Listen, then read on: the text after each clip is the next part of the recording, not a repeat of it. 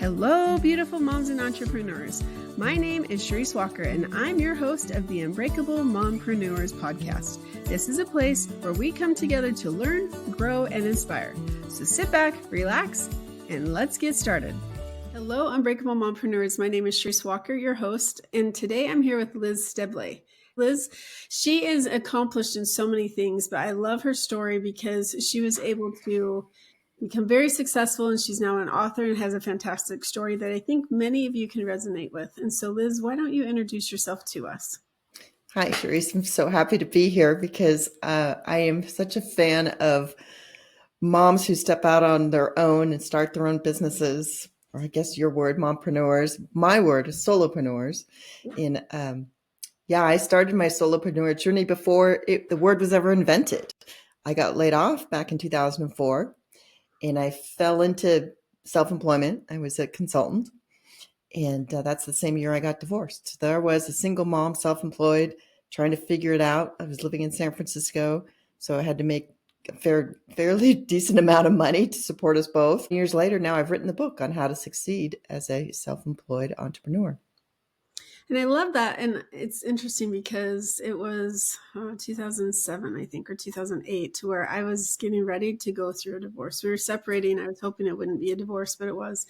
And I had gotten a job offer in San Francisco. And so I'm like, do I take him with me? Do I take just my kids? We have this trial separation.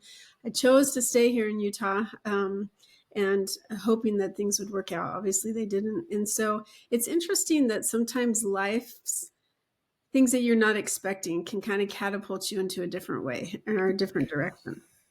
That's for sure. That being laid off, I was working at Levi Strauss at the time, and that layoff, I mean, without even thinking, the same day I got notice that I was going to be laid off, I called a former client that I had when I was in the prior job. I had worked for a global consulting firm, and I kept in touch with people. And I called him and I said, I just got laid off. Do you need any help? And he said, are you kidding? How soon can you get here? So I literally had my first client before I even had a laptop. This was not well planned. This wasn't planned at all. This was just me calling a colleague and saying, hey, do you need any help? Because I didn't know what else to do. And then that first year, though, I worked fewer hours, made more money, didn't have to deal with the big firm consulting BS, and had more quality time with my kid. And I said, well, I'm just going to do this. I'm not going back to a full-time job, or traditional job, I should say, because I was working full-time. And I never looked back. See, I think because I was opening up a college, so I think it was 70 hours a week. Like I brought my sister here. I called her and I'm like, hey, can you come? Because this is when kids run year-round school. And so she came for 2 weeks. That was in January. And she didn't leave until Thanksgiving. And luckily, I mean, I was very, very grateful for that. Didn't know she was going through a separation as well. Now they made it work. So it was fantastic. But, you never know. And I realized when I got laid off, I actually got a raise because of all the time I was spending. I'd come home, put the kids to bed, and I'd go back to work and stay until, 2 or 3 in the morning or 5 in the morning, and then do it all again the next day at 7 a.m. And so it was horrible. And so I think that that's why I love this show, is because I want the women to know that if you're stuck in this thing where you're not appreciated and you're spending so many hours, it's not worth it. If you really do want to do something, sometimes, like, I believe in divine intervention, but just let the road take you where you're supposed to go and don't fight it. Well, I call it looking for signs from the universe, and being laid off from Levi's was definitely a sign from the universe. But yes, there were lots of trials and tribulations. There were plenty of nights when I'd promised something to a client by end of day, which to me means before they wake up the next morning. And I'd be so tired. And I'd know that if I even sat on the couch, I would just sleep till morning. So I just put my head down on my desk and I'd sleep that way for 30 minutes and then wake up and shake it off and finish whatever it was I needed to do. Countless times I had to do that. There was definitely some sleep sacrifice in a lot of those middle years there. But happy to say I've come out on the other end, and it is all paid off. And you have your own hours, and I mean, there's stress because you have to make sure that you have a consistent income coming in, but I'm telling you, I would not change it for the world anymore. And I think sometimes, oh, is it really worth it? Because as a solopreneur, I mean, now I'm not anymore, but at the time, it's like you work so many hours. And when you're on vacation, like I remember standing in line at Disneyland working deals, you know? But I don't know. I can't punch a clock again. No, my clients would often try to hire me. Maybe not often, but a few times, right?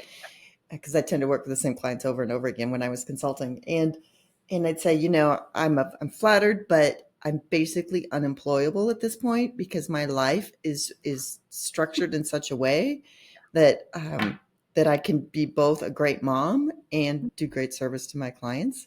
And actually, one of the ways that I used to set that up is I would have what I call a WOW meeting at the beginning of every engagement. And WOW stands for ways of working.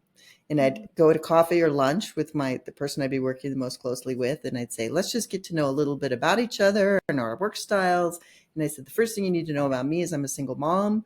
And I do share custody, but the first half of the week, I have my kid with me, which means that I actually need to turn my phone off between when I pick her up from daycare at 5 and by the time and put her to bed around, basically 8 or 9, I'm back at my desk, right?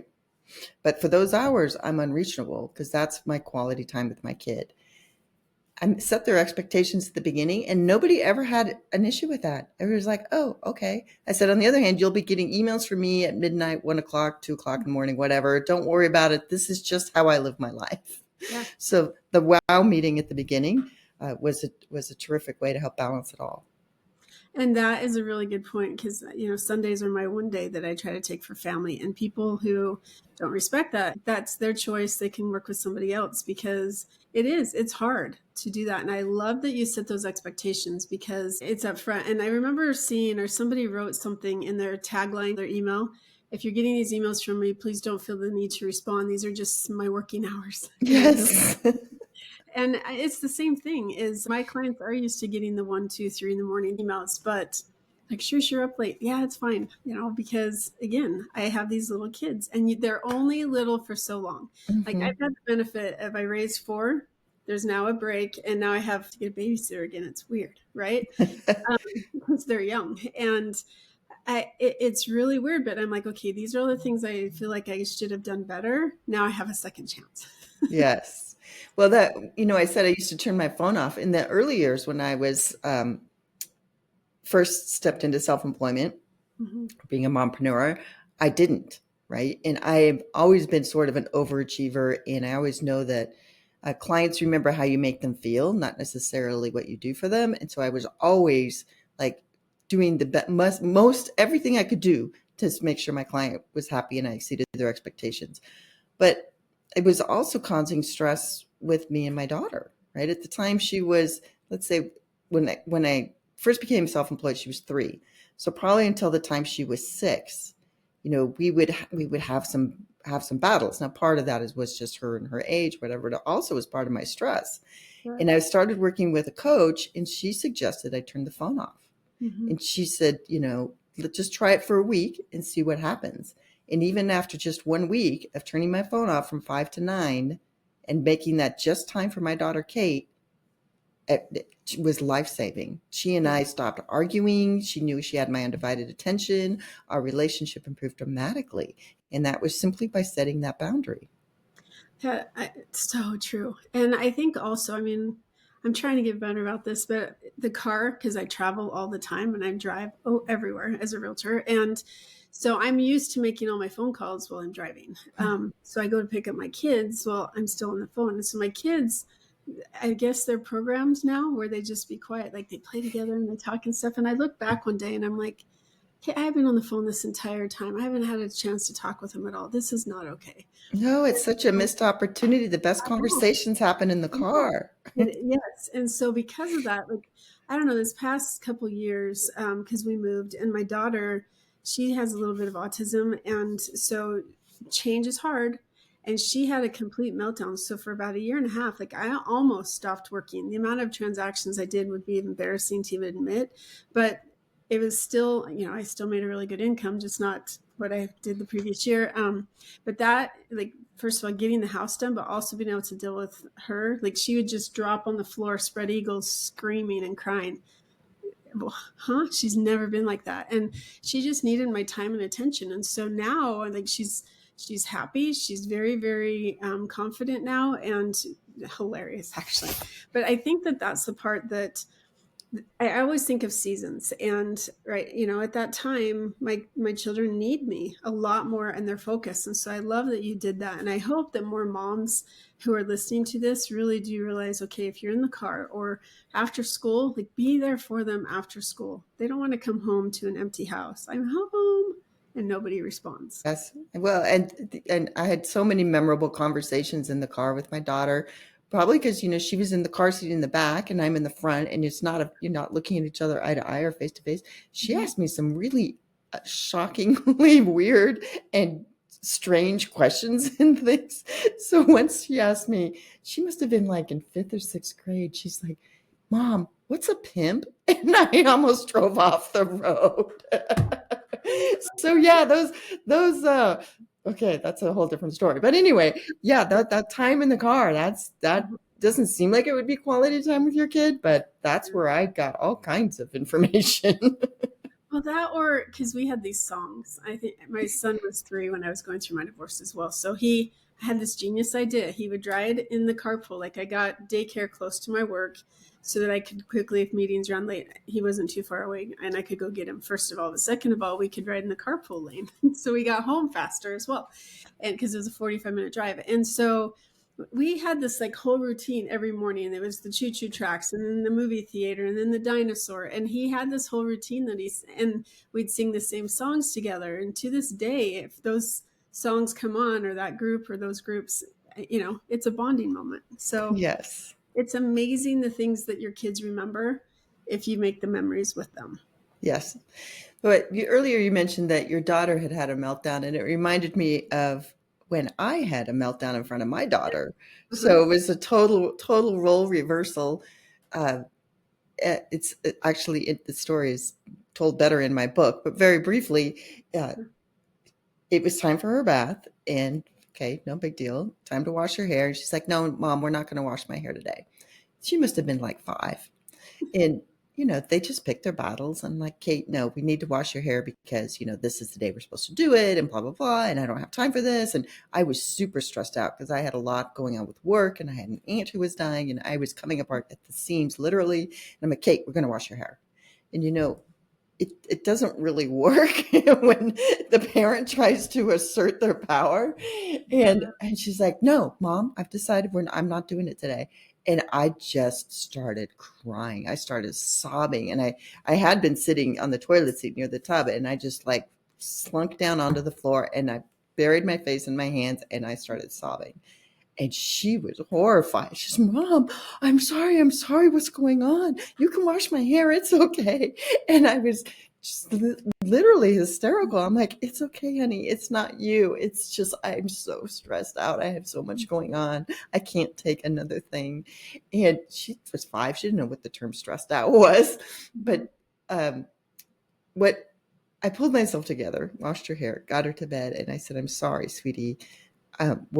Work is difficult right now." But when I put her to bed and I left the room, I said, "Okay, I've got to do something differently, because this is not sustainable. This is not healthy for her or me or our relationship or anybody." And I had to figure out how to change something that was going on in my life so that would never happen again. I actually ended up resigning the client, which is not an easy thing to do.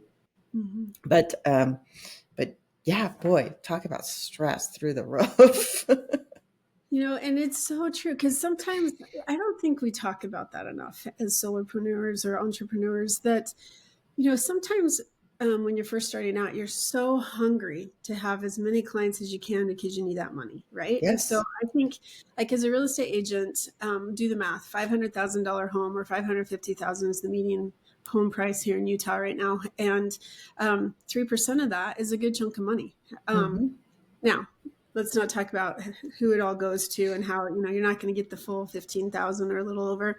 But I remember when I was kind of starting out, I met this lady, and she has a tendency to she wants everything for nothing, but it's not both ways. It's hypocritical because she will get everything as dirt cheap as she can, but she will go do whatever she wants and spend her money freely. And so I remember selling a house for her for 1% because that's all she wanted to pay. And I had 4 other contracts under contract at the same, actually it was 5, at the same time as her. And I actually one day I broke down in tears after it was almost over. And I said, you take more energy from me than all 5 of these other contracts combined.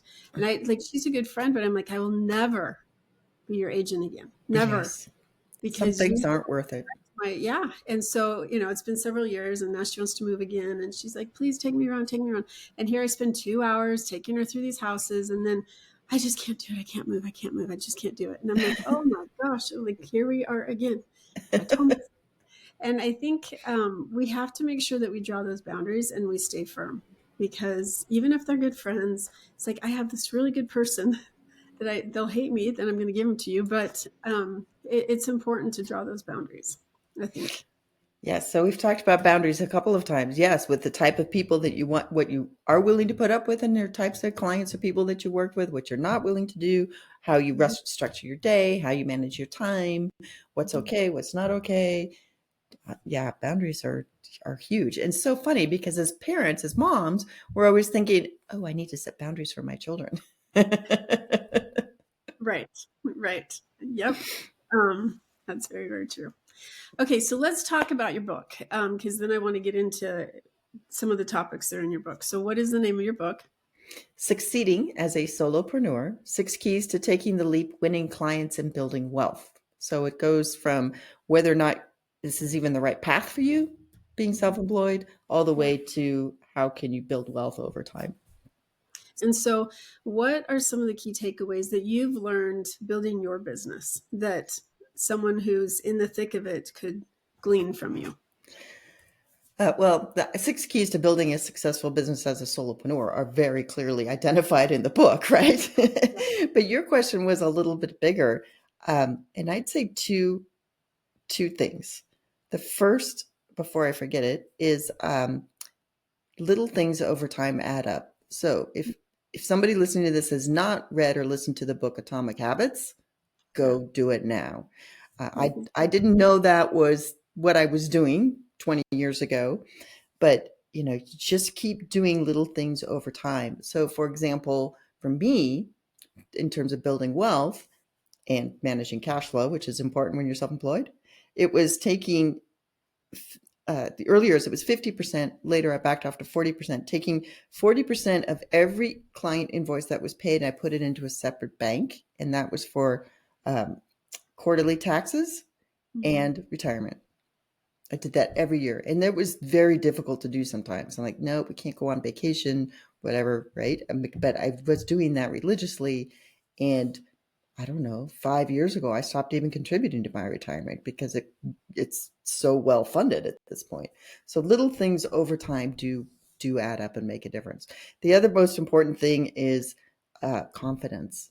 A lot of people want to be self-employed. A lot of moms out there are doing the corporate grind thing and commuting and everything. Oh, I'd love to be self-employed, but I don't know how. I that's too much risk. I wouldn't know how to get started. Okay, well, all that's in my book. But the number one thing to know for all the successful solopreneurs that I know, and I know thousands, is confidence. That's the single common trait across every successful solopreneur I know. You need to be confident in what you do and confident enough to know that, okay, I don't know everything about starting a business or running a business, but I'm smart enough to figure it out. Yeah. So it's that sort of core confidence. I'd say those are the 2 things that are the most important takeaways. I so agree with you. And I think, obviously, because when I do this podcast, I go back through and I edit at least I try to make sure that I get the words that are automatically captioned that are wrong compared to what we say. So I basically watch the whole podcast before it's published again and then splice things together. And as I watch it, I'm thinking, as I'm talking to you or talking to another guest, like, I'm excited to be on the show and I'm excited to do this different stuff. And as I watch the show back, I'm like, I don't look very excited. Yeah, I know. to be face to face. Maybe it should just be my voice, or, And so then I'm like, wow, because I sit like this because I'm cold, or because I want to make sure that the microphone, which is right next to me, that it's getting my voice picked up. And if I sit back here, like whatever, right? But it's just as you're coming across, or as I'm coming across, I'm looking, going, okay, I should have done my hair better today. I should have dressed up, or I should have, woulda, coulda. And I just Yes. don't look confident.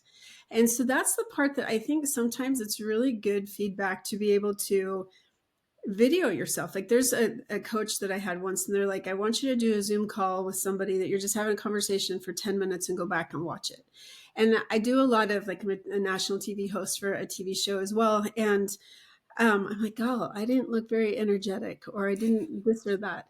And confidence is something that is just like, you have to actually be over the top, out of the norm, because that's what it looks like. And I remember, like, the beginning of the year, people are like, Charisse, what's the market like? Oh my gosh, I have 15 clients and I have one under contract. Like, And then I finally said, wait a sec, like, I'm going to stop saying that. I'm going to say it's fantastic. Everything's great. And when I did that, like 3 or 4 months ago, oh my gosh, like my business is booming and I'm enjoying the rewards of it right Your now, because mental outlook makes a huge difference. it does. And I think confidence it's not taught, and it is so vital, because if you walk into a car dealership, or if you walk into, I don't care, think of a salesperson, think of why you bought and then regretted it later, or why you didn't buy. It's all about the sales. Mm-hmm. Well, I'm the first person to say that I've never done sales. This is the number Right. one, and the number one fear why people Yeah. don't become self-employed is like, I don't know how to do sales. Yeah. And I don't either. And I never have. And I've grown, my first business grew into become a multi-million dollar business. It's still growing. I'm not involved in the day-to-day operations of that business anymore. But to this day, I swear I've never done sales. What I am good at is relationships and Right. remembering things about people and keeping in touch with people. And that's actually one of the 6 keys to success being a self-employed professional, is to constantly grow and nurture your network. And I give Mhm. specific tips for how to do that in the book. So you don't need to know how to do sales and Right. to be successful. Now, you might perceive it differently since you're in real estate sales, but it's still about relationships and Mhm. trust. And I think that's really the essence of success. Well, I think persuasion is probably a better word, because you have to persuade people to want to have a conversation with you. And the Yes. way you're sitting, the way you appear, the way you approach yourself, the way you look. Like, I have 2 daughters, love dearly. They're both incredibly talented, but one, she smiles and the entire world like gravitates toward the other. She can also smile on the same thing, but I think she just doesn't have that confidence in herself. And a boss actually told her that once. You need to have more confidence. She's like, I am very confident. But I'm like, sweetie, it's how you're portraying yourself, how you're Mm. coming across. And so I think that is, you're right. I mean, all of it, like, you can debate it all day long, but we all sell ourselves on something, but it's the difference of how we do it. And relationships is actually, Yes. 100% agree with you. I'm Um, going to interrupt real quickly because one of the best books that I have read, and this helped me be a better mom too, yeah. was by Daniel Pink, and it's called To Sell is Human. Mm-hmm. It's not really a book about selling. It's a book about persuasion. And Yes. I actually still have the book, and there's still a tab in there because it talks about how to persuade your kid to do something when they don't want to do it. And I'm like, this is brilliant. But it also helped me in my career as well. Mm-hmm. Because you're right. It is all about persuasion. Yeah. No, I love that. Okay, so let's talk about some of the mistakes that we as entrepreneurs can make. When setting up a business, what are some of the common mistakes that you see people doing? Yeah, so most of the people that I coach and that I work with and that the book is directed to are self-employed professionals. So this could be realtors, financial planners, consultants, coaches, people who aren't selling products or widgets, right? Mm-hmm. The biggest mistake I see those people make is they don't charge enough for their services. They undercharge. Now, Mm-hmm. some fields like real estate, financial planning, it's regulated, right? How much you can charge or how you can charge. But for consulting, coaching, so many of those people don't charge what they're worth. And actually, that's Key 5 in my book is to be confident and charge what you're worth. And I give you specific examples of how to do that. How do you know what if you're charging enough? How to package your services? One other thing that I see people make along the same lines is a lot of people step out into being a consultant or a coach and they charge by the hour, which is fine when you're just starting out because you don't necessarily know how long it's going to take to do something. But the longer you're self-employed and you're charging by the hour, you're making less money because you're getting faster at whatever it is you do. So it's not taking as long. So if you're charging $300 an hour and it used to take you 20 hours and now it's taking you 15 hours, you're actually making less money. So that's when you need to go to a fixed price or a hybrid price. And I explain how to do that in my book. But I'd say that's one of the biggest mistakes. Well, and I think that people, you have to be careful too, because again, this is where the confidence comes. Because I've been in the business for a long time doing what I do, and I've spent hundreds of thousands of dollars perfecting, and I'm not joking, my craft. And so I had somebody, it was a repeat client, come to me a couple months ago, and I think I've talked about this on the show before, but he's like, well, we're only going to pay you 2%. And I said, no. He goes, because we're going to take 1%. I'm like, I'm sorry, are you licensed? And I said, but what I've learned, and people don't know, is let's start at 3%. And if I can sell your house in like 2 weeks or a month, okay, great. Let's talk about that. But I have one guy that he wanted, he is a repeat client. And I said, okay, let's start at 3%. And here we are 5 months later, because he's been in and out of contract because he doesn't want to, it's a long story. And I 100% support him. But it's been a fight. So I'm earning that commission, and you never know. If I would have started out 1%, I would be in the negative by now, right? So I think that cutting yourself short is a huge disaster for you in the future. Because you're not valuing yourself. They're thinking, and I always say this, and this is my one piece of advice. When people ask, if you're in something like me, in a profession where it is a commission-based, I just will look at them straight in the eye and say, if I can't negotiate my own salary, then how can I negotiate the best price for you? That's an excellent mantra for sure. And they're like, oh, wow, Charisse, okay, I don't have a comeback for that. And I said, exactly. Like, I know how to negotiate. And so let me do it for you. And if it doesn't work out, let's talk about that down the road. But I'm going to do everything I can. And I have not lost business.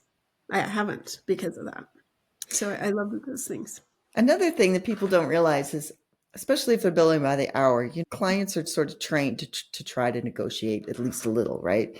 So let's say that your rate is $225 an hour. And they'll say, well, that's really more than we were hoping to spend. Could you come down to 20 or 210? And you might think, oh, well, that's only, $15 an hour, whatever. Yeah. That sounds reasonable. You have to run the numbers out. What I mean by that is, if this is a 6-month contract and you're going to be working 40 hours a week, that could be $20,000. Are you willing to give up that much? That's what I mean by running. You have to do the math and estimate how long is this contract supposed to run? How many hours is it? If I'm giving up $10 an hour, what is that going to really mean in my pocket? And I've done this so many times with Fortune 500 companies. I'm like, okay, that's $20,000. To them, that's a rounding error, right? They're a $7 billion company. To me, that's a huge difference. Yeah. So that's another way to get confidence, to negotiate and say, you know what? No, sorry, I can't. Good. Well, and again, you're taking time away. You have all these other clients. I told you I had 15, right? And so they live an hour away from me. If I'm going to drive an hour away, I'm not going to. I have other people on my team now, but if I'm going to do that, now I'm taking away people that live maybe 10 minutes away from me who are willing to pay me full price. So why would I do that? It's not worth my time. It's not worth the miles and the wear and tear on the car, right? And so you have to think, for everything that you say yes to, you're saying no to something else. And this might be better for you in the long run. I 100% agree. There's other tips for pricing and getting what you're worth in my book too. But one of my favorites is to quote a range instead of just one price. Right. Because a lot of times you'll be in a client meeting, they'll say, so, okay, you sound like just the right person and, eager to get started, but, what's your rate? Instead of just quoting one, you should quote a range and say, heard a lot of info today. Let me put together a full proposal for you by tomorrow or the next day, whatever you commit to. But just so you have an idea, my rate ranges from $185 to $225 an hour, depending on the scope, duration, and complexity of the work. Because then you've set some expectations. Mm-hmm. And then I would go and do my proposal and then come back and I would do $200 an hour or whatever. I never once had a client push me to the bottom of that range. Not once in 15 years. It's called the center stage effect in psychology. People will gravitate towards the middle. So if you want to make $250 an hour, you say your range is $225 to $275, and then you quote $250, and they're like, "Oh, this is reasonable." I can't think of a time when it didn't work. So for those of you that are listening, if nothing else, quote a range in the number that you're hoping to make. Put that in the middle. It works for coaching packages too. Package A, B, C. If B is the one you want, make that with the price you really want to get. I was literally just going to ask you that, because I actually gave that advice to a client, and I said, "Okay, how much do you really want to make?" And they said this. I said, "Okay, so bump up your price and say, but for you today, we'll come down to this." And that range, I love that. Thank you. You read my mind. So thank you. Okay, so you have something on your show notes that talks about FUD, FUD. Yes, FUD. What does that mean? FUD. We all have FUD. So FUD is an acronym that stands for fear, uncertainty, and doubt. And it's the first key to success is to be prepared to vanquish FUD. Now, in my mind, I call it the FUD monster. And I imagine this little gremlin creature who sits on my shoulder and whispers these things in my ear. He's trying to protect me. My FUD monster is he. And he'll say things like, "Who are you to start your own business? You don't know how to negotiate a contract. You can't quote a price that high. What are you thinking of?" Like all that fear, uncertainty, self-doubt that nibbles away at your confidence. You need to learn how to tame that guy, mitigate FUD, say, "Thank you. I know you're just trying to protect me, but I'm going to do this anyway." And there's lots of tips for how to do that in my book. But yes, FUD, it creeps in all the time. I've been self-employed 20 years. I still get FUD. Yeah. And now it's actually on the calendar because I know every December I'm going to get FUD because contracts end at the end of the year, et cetera. But so 20 years, I still get FUD, but I know how to name it and tame it now. But when you're just starting out, or if you're thinking about stepping out into being self-employed, it's larger than life.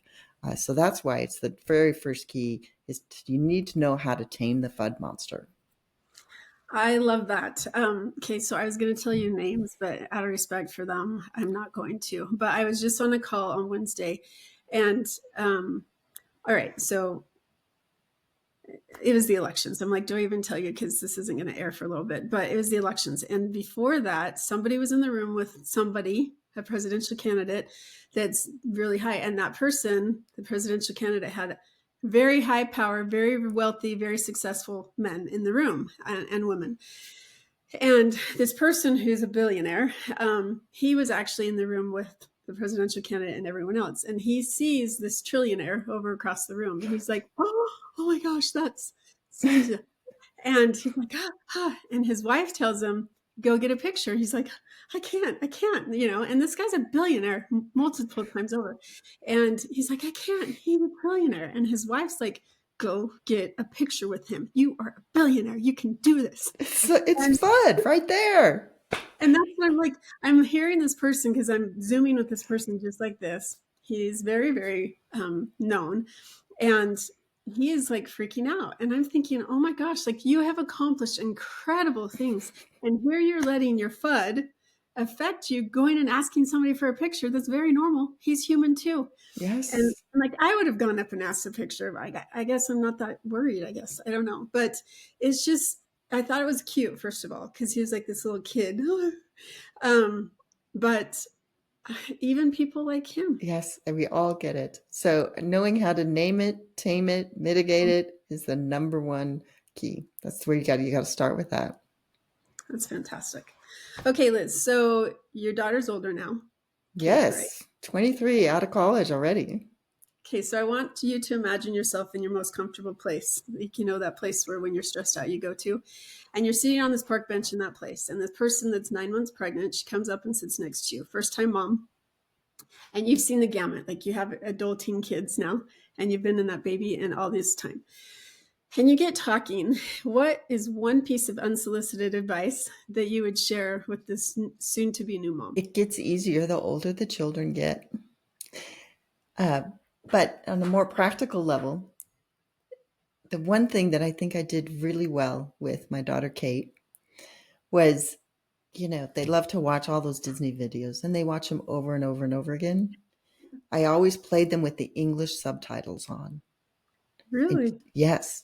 And because she knew the words, and then she would see, because of watching it so many times, orally, she'd know the words. But then she would actually see the words over and over again too.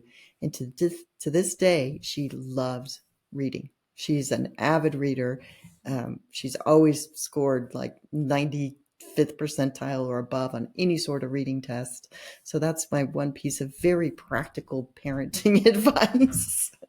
I love how unique that is, first of all, but that's a good point, because now that I've kind of lost my hearing, I watch everything on subtitles because I don't get it all. And I love that, because that's a great piece of advice. Because now, I mean, when you were growing up and you're listening to the radio at the time, and all these words and sentences, I thought I've sung it for years like that.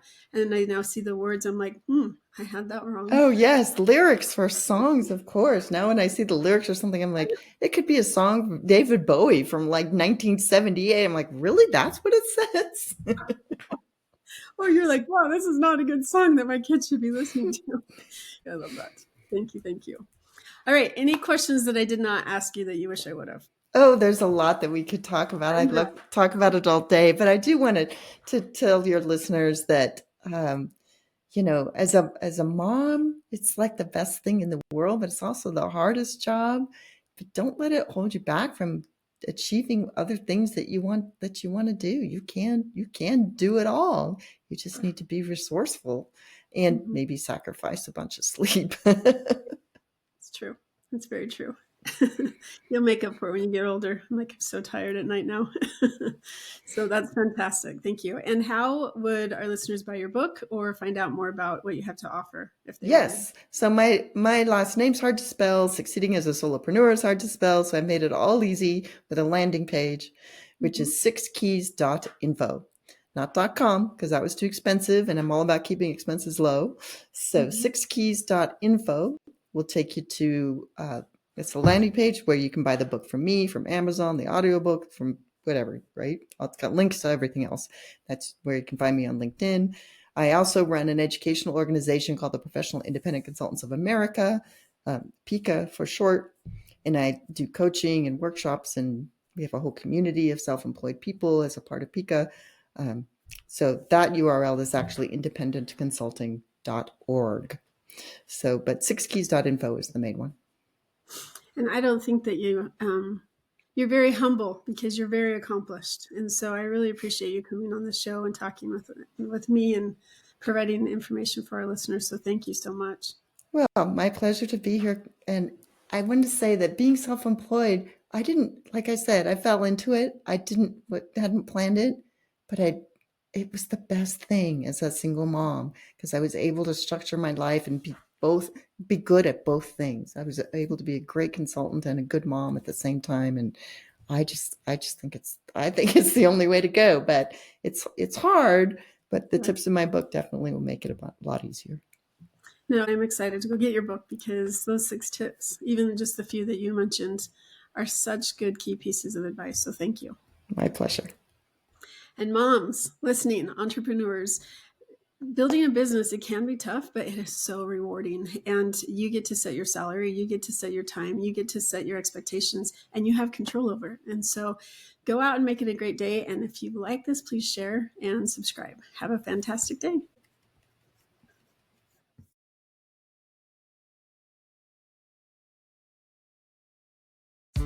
Beautiful moms, remember, you are unbreakable.